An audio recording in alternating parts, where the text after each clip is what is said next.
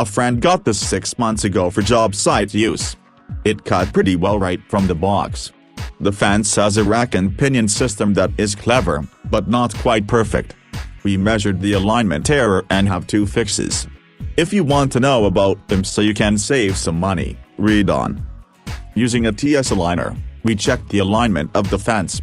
The fence was near perfect when we backed up to the mark, going right, but it skewed by as much as 4 or 5 thousandths when we moved the fence to the left.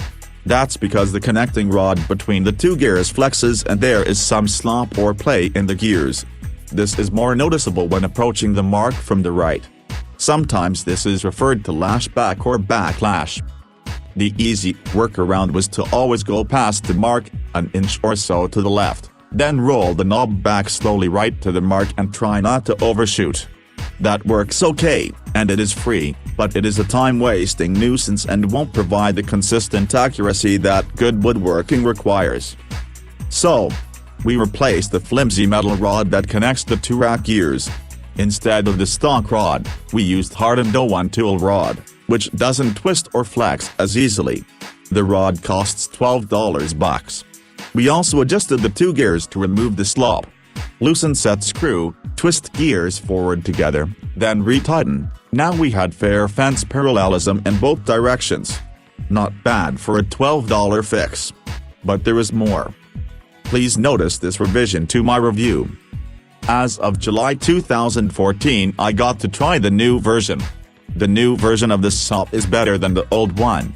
Apparently DEWALT read this review and changed a few things. They replaced the flimsy connecting rod with a beefier rod that does not twist or flex.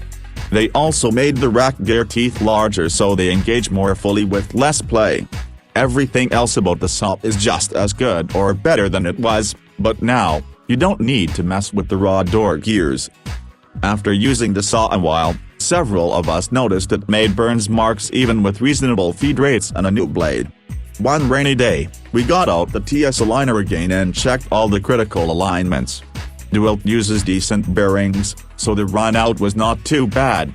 But there were a number of other small inaccuracies that added up: arbor run out, slop parallelism, fence alignment, blade alignment, etc. It took about an hour of measuring, but the dial indicator with the TS aligner helped us get everything literally dialed in. Now this thing cuts as smoothly and accurately as our $5,000 cabinet saws. The secret is to choose a saw with good bearings and a design that allows adjustments. DEWALT and Bosch contractor saws both qualify. Use a dial indicator with a TS aligner to accurately measure and adjust everything. It takes an hour, but it is worth the effort many times over.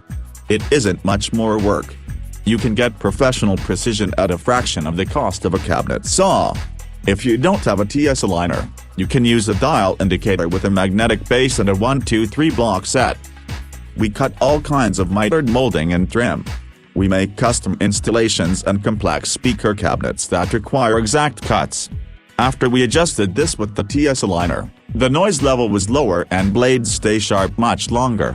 That's always a good sign. The beautiful thing about this saw is that we can take it to a site, make measurements on a story pole and cut exactly to the mark, repeatably and reliably. The saw's design allows you to adjust it, assuming you have the right adjustment tools. Those tools are inexpensive and pay for themselves very quickly. You get your money back fast because you waste less wood, blades last longer and the motor runs cooler when everything on the saw is tuned up.